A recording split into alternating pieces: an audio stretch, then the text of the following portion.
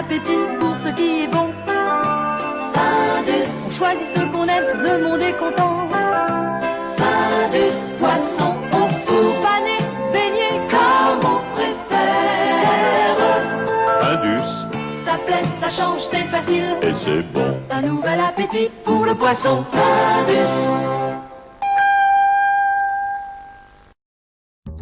Pâte frémissante, recherche partenaire au cœur pur pour s'entrelacer délicieusement.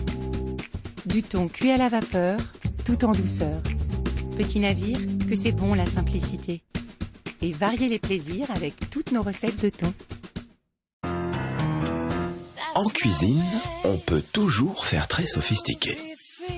Mais seuls les meilleurs osent la simplicité.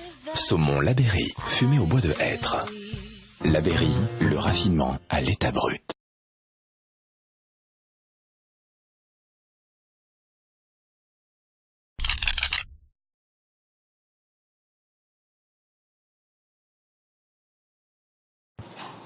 Même si la pêche est mieux contrôlée en Islande que dans l'Union européenne, ici comme sur tous les chalutiers, les poissons sont voués à une mort violente.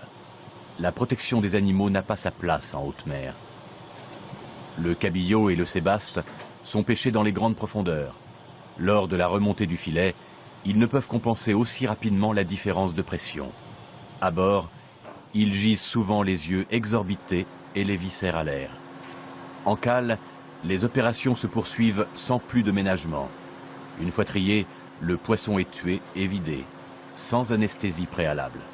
Celle-ci entraînerait des frais supplémentaires, incompatibles avec la production industrielle. Les poissons se rendent-ils compte de quoi que ce soit? La question fait débat.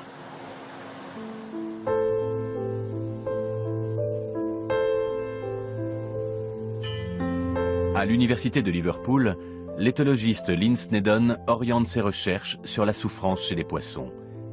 Elle a constaté que ceux-ci possèdent un système nerveux et réagissent à la douleur. Cela fait à peine 10 ans que la science s'intéresse à cette question. Les oiseaux et les mammifères possèdent des récepteurs sensoriels spécifiques appelés nocicepteurs qui répondent aux stimuli douloureux. La première étape est donc de s'assurer qu'un animal donné possède ces récepteurs.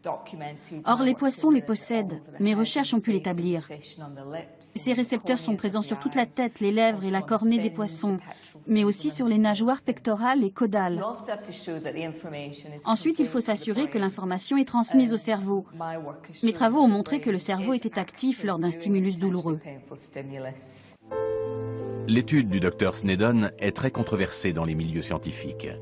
Ses détracteurs affirment que les poissons sont dépourvus de cortex cérébral et ne peuvent donc pas ressentir la douleur. Comment expliquer pareille polémique si ce n'est par les énormes intérêts économiques en jeu? Si l'industrie et la politique acceptaient les thèses de Lynn Snedden, il faudrait foncièrement transformer la pêche industrielle. Lors de la pêche au chalut, les poissons sont tous rabattus puis rassemblés dans un espace restreint. Ils se retrouvent épuisés et comprimés dans le filet. On les traîne d'abord dans l'eau, puis on les tire hors de l'eau. Une fois sortis de l'eau, ils suffoquent. Les poissons qui se trouvent tout au fond du filet ont des centaines, des milliers de kilos qui leur pèsent dessus. Ils sont forcément écrasés. Pour résoudre le problème, il faudrait pêcher les espèces comme le sébaste et le cabillaud au moyen de filets plus petits et les remonter plus lentement à la surface. Les poissons pourraient alors entamer une décompression. À leur sortie de l'eau, ils n'auraient pas les yeux exorbités ni la vessie natatoire éclatée à l'intérieur du corps. Comme on peut le voir, le processus dure une vingtaine de minutes. Au bout de 20 minutes, les poissons sont encore vivants. Ils sont en train de suffoquer. C'est très stressant. Ils risquent aussi de se faire écraser.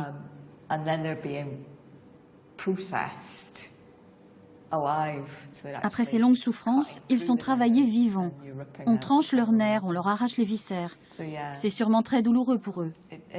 Et ça, c'est notre façon de capturer le poisson.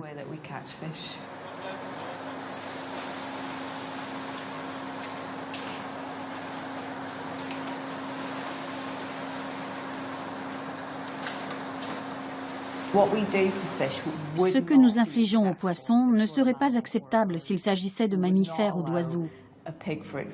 On ne tolérerait pas, par exemple, qu'un cochon souffre de cette façon, qu'on l'arrache à sa cage, qu'on le laisse souffrir une éternité, blessé avant de l'abattre. Ce serait inadmissible.